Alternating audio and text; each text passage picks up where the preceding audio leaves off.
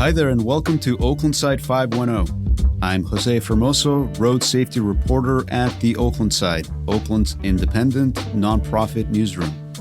Tasneem Raja is on vacation this week. Later in this episode, I'll tell you more about the AC Transit bus schedule changes. Oakland schools see an enrollment boost, but a dramatic drop in a certain kind of student. Vanderbilt University buys the old California College of the Arts campus. The Oakland Roots are in the running for Howard Terminal. Teni East Kitchen is moving, and Oakland is getting a big Super Bowl watch party. But first, we're taking a step back to look at public safety in Oakland. Let's go.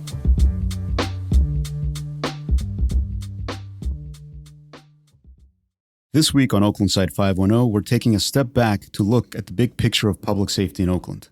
We've been covering a lot of ground lately, from historic drops in crime to ongoing controversies around police surveillance, from debates about civilian oversight to new programs supporting trafficking survivors. To better understand this important subject, I'm joined by two colleagues who've been at the center of this reporting. Roselyn Romero, our public safety reporter, and Darwin BondGraham, our news editor who edits City Hall coverage. Roselyn, Darwin, thanks for being here. Thanks, Jose. Hey, Jose. Let's start with what feels from here like genuinely good news. Roselyn, you reported that Oakland saw a historic drop in homicides in 2025. Please walk us through those numbers. That's right, Jose. So 67 people were killed in homicides in Oakland last year, which is a 22% decrease from the year prior, 2024, when we had 86 homicides. This is actually the fewest since 1967. And this is interesting, 57 of those homicides last year were classified as murder, down from 78 the previous year. And overall, violent crime in Oakland is down 25%. Wow. What else dropped beyond homicides? Commercial burglaries and carjackings also decreased, both decreased by nearly 50%, and car thefts were down nearly 40%. Other violent crimes like aggravated assault, rape, and robbery all saw double-digit percentage decreases as well. But you reported earlier this month that city leaders are not declaring victory just yet. Why not? That's right. There are a few reasons why. So first, 67 homicides in a city the size of Oakland, which has roughly 440,000 people, equals a homicide rate that's still a lot worse than most other U.S. cities. It's roughly 15 homicides per 100,000 people. And by contrast, Los Angeles had a rate of 6 per 100,000 people last year. Also, the start of 2026 has been violent. 5 people were fatally shot in the first 4 days of the year. Also, there's still a gap between the data and how safe people in Oakland actually feel. You know, Holly Joshi, who leads the City of Oakland's Department of Violence Prevention, said both things can be true at once. The numbers can be real, and the city can still not feel safe enough. Okay, let's stay with the numbers for a second. What's driving the decline? So that's a tricky question because there's not one silver bullet we can point to, but Mayor Barbara Lee and interim police chief James Beer have credited the city's ceasefire strategy, which focuses on the small number of people who are at the highest risk of shooting someone or being shot in the next 90 days and offering them services. Violence interrupters are a huge part of that program. Also, that strategy is getting professionalized for the very first time. So Oakland is creating a community violence intervention academy that will train classes of up to 25 violence interrupters twice a year, starting next year in 2027. And it's going to be modeled after the police and fire academies we already have. But this is all theory. You know, no one really knows why violent crime is falling in Oakland. In fact, violent crime plummeted across most of the country over the past 2 to 3 years. Some researchers think it had something to do with the end of the COVID pandemic and all of the social and economic dislocation that it caused, and perhaps other big factors that are mostly beyond the control of cities like Oakland. But knowing that it's possible Oakland's investment in alternatives to traditional policing could be helping is really interesting. That's something that I know you'll keep an eye on, I'm sure, as more data comes out about it. Now let's move on to a new proposed policy that could affect one of the most vulnerable groups in Oakland, sex trafficking survivors. Roselyn, you recently reported on Councilmember Charlene Wong's proposal to better support this group. Can you tell us about that, please? Absolutely. Well, it's important to remember that crime can take on many forms. So Councilmember Wong, who represents District 2, announced plans for a human trafficking survivor support fund, and that would be funded with fines against buyers and exploiters of sex trafficking victims. So the idea is to impose a $2,500 fine against businesses like hotels or motels where sexual exploitation takes place, and a $4,000 fine against buyers for a first violation and $8,000 for subsequent violations. That money would go directly to Oakland-based organizations providing street-level outreach, emergency housing, job opportunities, mental health support, and legal support for survivors. And this is tied to work happening along International Boulevard, right? On what a lot of people there call the Blade. That's correct. Wong's district includes the Blade. And there's also a new mobile clinic from Dream Youth Clinic. That's an Oakland-based nonprofit that launched along the Blade this month that provides free STI screenings, pregnancy tests, birth control, hygiene products, and connections to legal and behavioral health services. Interim Chief Beer also announced that OPD is ramping up anti-trafficking operations. He said at a recent press conference that since those operations began, at least 10 men have been arrested and booked into Santa Rita jail. Wow, thanks, Roselyn. That's really important reporting. Let's shift to surveillance. The City Council approved the big expansion of Oakland's flock camera system in a close vote recently. Darwin, you edit our reporting on this issue. Tell us what happened. Yeah, the council approved a $2.25 million contract with this company, Flock Safety, to expand Oakland's automated license plate reader system. This was contentious. The vote was 7-1, but people on either side of the debate feel very passionately about it. Supporters argue the cameras help solve crimes. OPD says they've shared Flock data with 50 other law enforcement agencies, and that these cameras helped them seize nearly 300 cars that were involved in sideshows last year. They also say they recovered about 68 guns after following up on hits from these cameras. But opponents have serious concerns. Yeah, and before going further, let's be extra clear about what the Flock camera system is, because I don't think a lot of people fully grasp what exactly the cameras are. So Oakland's system is about 300 cameras installed at various busy intersections and roadways all over the city. The cameras automatically read the license plates of every car that passes by them. And then Flock's computers on their own run these plates through what are commonly called hot list and other databases for cars that are reportedly stolen or wanted for some other reason. If there's a hit, the Flock cameras then automatically alert the police. And the scale of this is actually massive. In the last 30 days, Flock cameras just in the city of Oakland scanned over 1.3 million different vehicles on public roads, locating them and effectively tracking a lot of their movements. One last thing, all of this data is retained for up to 30 days, so police officers can search through it to see where specific vehicles they're investigating have been spotted. Wow, man, that is a lot of hits on cars. So what do the opponents say about all this? Brian Hofer, former privacy commissioner who runs the nonprofit Secure Justice, he recently sued the city for the second time, actually, alleging that OPD has repeatedly violated state and local laws by sharing surveillance data with federal authorities. This is particularly concerning to him, given that many people believe the Trump administration has plans to use license plate reader data for the mass deportation operations they're carrying out. And the reality is that ICE agents do use this kind of data to track people down. So Hofer's lawsuit alleges that OPD provided federal agencies with direct access to license plate data through a tool called Crime Tracer. and shared this data with at least 6 federal agencies and other states. This is despite Oakland being a sanctuary city. And as we've reported, the city council tried to add guardrails to the system. Yeah, they heard those concerns.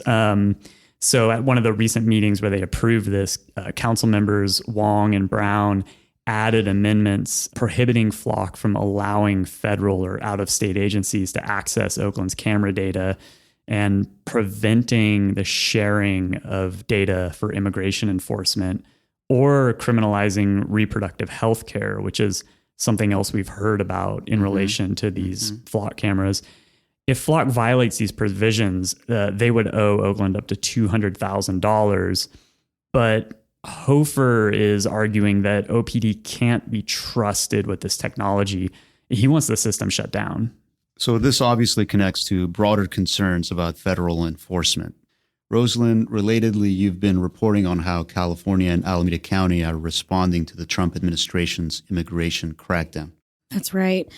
California's Attorney General launched an online portal last month where anyone can report potentially unlawful activity by federal law enforcement. So that includes ICE, CBP, the FBI, the DEA, or federalized National Guard members. So that tool is intended to help state officials track potential wrongdoing. Also, Governor Newsom hinted that it could be used for more than just tracking, saying that, quote, no one is above the law. That's in line with what leaders in other states have said about ICE agents who might commit crimes like assault. They could face prosecution in state courts. Alameda County is moving forward with plans to create ICE-free zones at all county-owned and operated facilities and land. And also, a Board of Supervisors committee recently approved proposals to ban federal immigration officers from using county property and to implement a coordinated response plan for when federal agents conduct operations locally. And we know that there have been specific incidents driving this policy, right? We do, yes. As you know, in October, a federal agent shot an East Bay pastor in the face with a chemical weapon during a protest outside of Coast Guard Island. That's right. The East Bay pastor's name was Jorge Bautista, and we talked to him for a major story that people should read about. The county sheriff, Yesenia Sanchez, has reminded people that she will not accept civil detainers, which are requests from ICE to hold a person at Santa Rita Jail until they can be transferred to an immigration detention facility. She's also said her deputies will not cooperate with ICE on civil immigration enforcement. Darwin, this touches on another theme in our reporting: tensions between Oakland's values as a sanctuary city and practical pressures. Our City Hall reporter Eli Wolf reported on the City Council debating whether to award a paving contract to a company linked to ICE detention facilities. Right, yeah. Council members grappled with whether to hire Granite Construction for a $3.5 million road paving contract. Some argued the company should be disqualified because it built ICE detention facilities. And there's a law on Oakland's books saying that companies that do that shouldn't get contracts. It's part of Oakland's long history of trying to put its values into action and not spend money with companies or in states where city leaders say human rights are being violated. But Oakland desperately needs road repairs, and the city would face delays and potential legal challenges if it rejected the lowest bidder, which Granite was in this case. One council member summed it up saying, quote, "I feel a little conflicted, but we definitely need to fill the potholes." Right. Now let's talk about the police staffing. This is an always-on issue around here. We know the department is understaffed. What's the latest with that?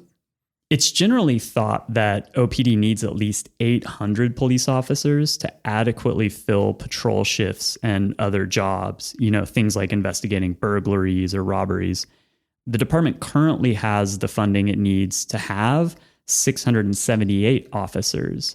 However, only 604 of these jobs are actually filled. And that's because it's really hard to recruit, train, and keep police officers on your force. Because 83 officers are on some kind of leave, The operational strength of OPD is actually only like 495 officers at last count. So the department has really low numbers, and it's also losing about 6 officers per month. So its police academies have a lot of trouble keeping the numbers up.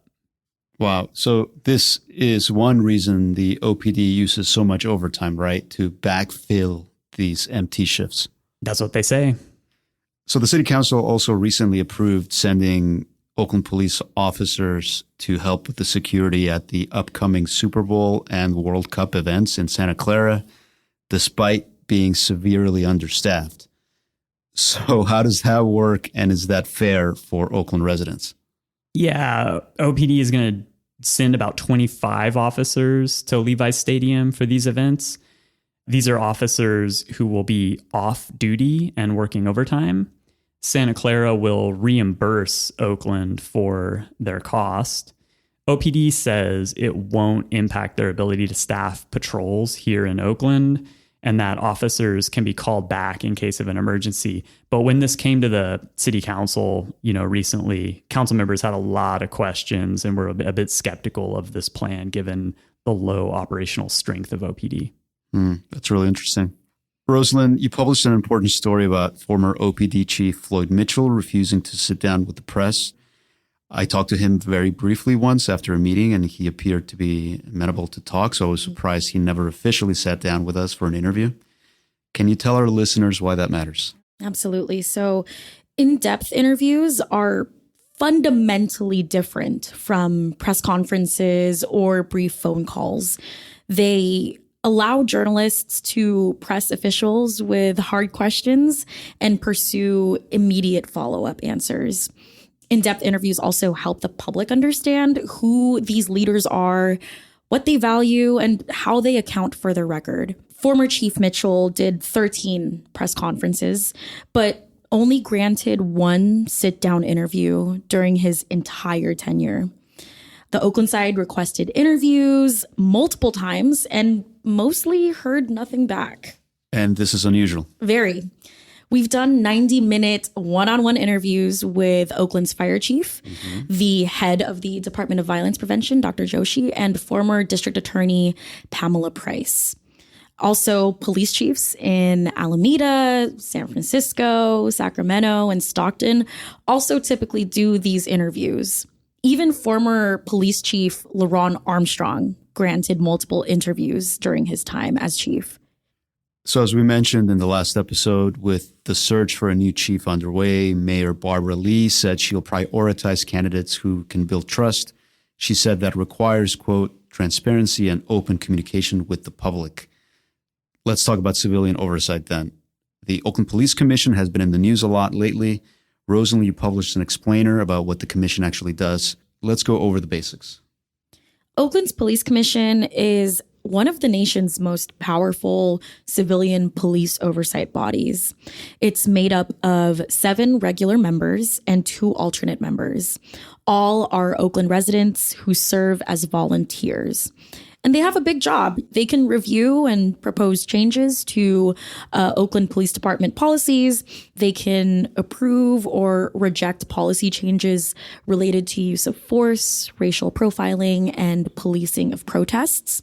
They recruit police chief candidates, and they can even fire the police chief on their own with cause. They also have a team of investigators working under them who look into police misconduct complaints. Oakland voters, we know, overwhelmingly approved the police commission's creation in 2016. It passed with over 83% of the vote. Right. And that came after decades of residents demanding stronger police oversight, specifically after the scandal involving multiple Oakland police officers sexually exploiting a teenage girl. But the commission has faced criticism and internal struggles. Yes, some people believe the commission is biased against the police and creates an atmosphere where police officers are afraid to do their jobs. Before he left, former Chief Mitchell talked about what he called the, quote, weaponization of the disciplinary process.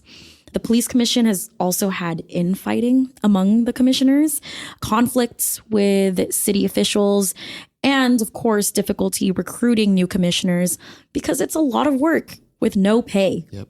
And there's been a shakeup recently at City Hall. So the city council refused to reappoint 2 incumbent commissioners after an activist who is critical of the commission sent a letter demanding that the appointment process start over. The head of Oakland's police union also acknowledged that he's talked with council members about the reappointments. Wow, yeah, there's a lot going on there. So it sounds kind of like that there's a power struggle afoot to shape the future of the police commission in Oakland. Oh, totally. Supporters say that this kind of strong civilian oversight is exactly what Oakland needs, given the police department's troubled history and scandals. But some critics say that it's gone too far and that there needs to be more balance on the commission. Darwin, in all your years covering Oakland policing, how do you see these threads connecting? The drop in crime, the surveillance expansion, the tensions around federal enforcement, these debates about oversight? That's a great question. Well, I would say 6 years ago, proponents of greater police oversight were really on the front foot. They were shaping city budgets with greater investments in non-police safety programs. They were giving the police commission more authority to oversee OPD. The idea that Oakland would roll out a massive surveillance camera network, that wasn't on anyone's bingo card at the time. Now, 6 years later, it's very different. The pandemic, the national spike in crime that coincided with that disruption, and other broad shifts in culture and politics at the national level seem to have coincided with a pendulum swing in Oakland. So for the past couple of years, it's been the proponents of law and order who are on the advance now. They recalled the district attorney. They've made campaigns around criticizing OPD's federal court oversight. They've welcomed the CHP into Oakland for surge operations, and they've cheered the rollout of big police surveillance systems like the flock cameras. Now they've got their sights set on maybe reshaping the police commission in some ways. The momentum might shift again. It remains to be seen how what's happening in Minneapolis and other cities with ICE, right, where masked federal police officers are roughing people up, demanding their papers, right? That might influence the national mood around policing, or the drop in crime that's happening almost everywhere, including Oakland. That could play a role. But we know people's perceptions don't always track reality when it comes to safety and crime. Things can be very much about mood. So it's just hard to predict what could happen next. Roselyn, Darwin, thanks for this overview. It really helps pull together a lot of threads from your excellent reporting on public safety in Oakland. Thanks for having us. Yeah, thanks, Jose.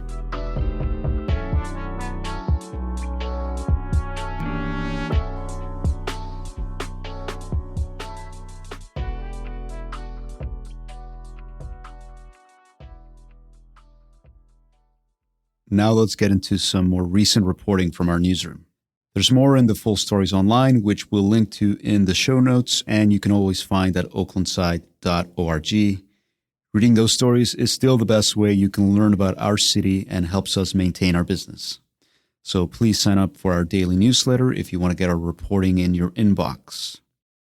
First up, AC Transit is making some more adjustments to its bus schedule starting February 1st. 5 months after the transit agency rolled out its big realigned plan, they're tweaking things based on what they've learned. One notable change, Line 31 will now stop at Skyline High School up in the hills about once an hour until 9 p.m., which should help students get home after late sports practices or games. The 73 line, which runs from Oakland Airport to the Eastmont Transit Center, is getting some tweaks as well to help airport workers get to their morning shifts. And you can find the full list of schedule changes on AC Transit's website.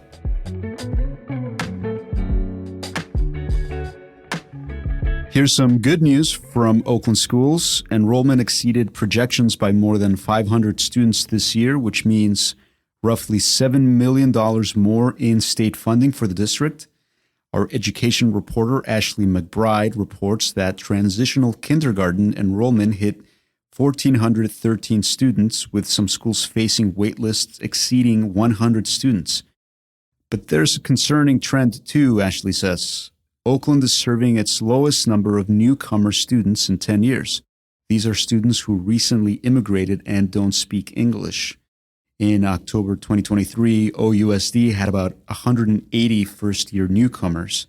This past October 2025, that number dropped to about 20.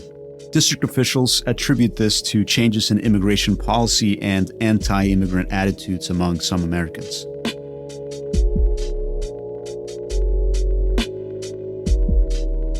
We also have some big real estate news. Vanderbilt University has purchased the old California College of the Arts campus in Rockridge. This is the 4-acre tree-filled estate on Broadway that housed CCA for over a century before the Arts College consolidated operations in San Francisco. The purchase raises questions about a stalled housing project that's been proposed for the site since 2017. Developers there originally planned 450 apartments, but the project could not break ground because the economics just didn't work in the current market. It's unclear as of now whether Vanderbilt will stick to the plans for the housing development or whether the university has other ideas for the property.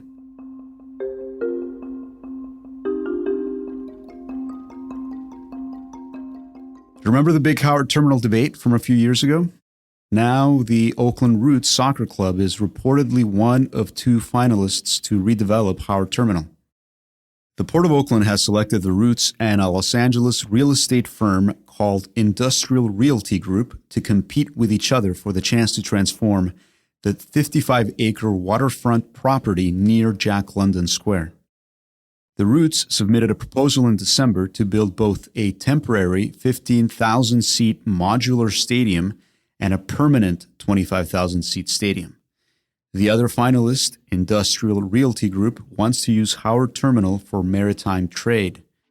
The Port Commission will discuss Howard Terminal during a closed session at its next meeting on January 22nd.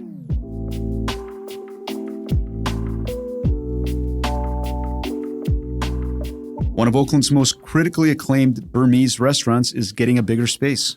Teni East Kitchen is moving from its current spot on Broadway near 40th Street to the old Pomela location on Piedmont Avenue. Owner Tio Shibaba is excited about the larger kitchen, which will finally have room for a steamer so she can offer steamed vegetables and whole steamed fish. The new space will also have about 30 more seats, an outdoor patio, and a parking lot. Teni East Kitchen expects to open in the new location in March. Meanwhile, their sister restaurant, Aman Cafe, will stay in the same spot on Broadway.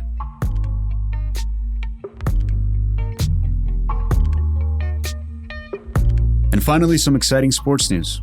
Oakland is hosting the Bay Area's only official Super Bowl watch party on February the 8th. The free BAHC Live Festival starts at 11 a.m. outside the Henry J. Kaiser Center with live music, food vendors, and family activities. Then, at 3:30 p.m., 1,400 ticketed guests can watch the game on the big screen inside the Calvin Simmons Theater. Tickets are free, but you need to reserve them online. It's part of Oakland showing the world we're still a great sports city, even without major league teams. There's lots more happening in Oakland sports this winter, from Golden State Storm football tryouts to the Oakland Freedom Run. Our full sports calendar, something brand new we're doing, is on the website. That's it for headlines. We'll link to all of this reporting in the show notes. That's this week's episode of Oakland Side 510. You can find all the stories we talked about today at oaklandside.org. Sign up for our daily newsletter to get our reporting delivered straight to your inbox. If your company, organization, pickleball league, book club, fantasy football, or football league would like to sponsor an episode, please get in touch with us. If you haven't already, please subscribe to the podcast wherever you listen. Share it with your Oakland friends and neighbors. The more people listening, the more we can justify keeping this show going. This episode was produced by Mark Nieto, edited by Esther Kaplan, hosted by me, Jose Formoso, Oakland Side's road safety reporter. On behalf of our entire newsroom, thank you for showing up for Oakland. We'll see you next week.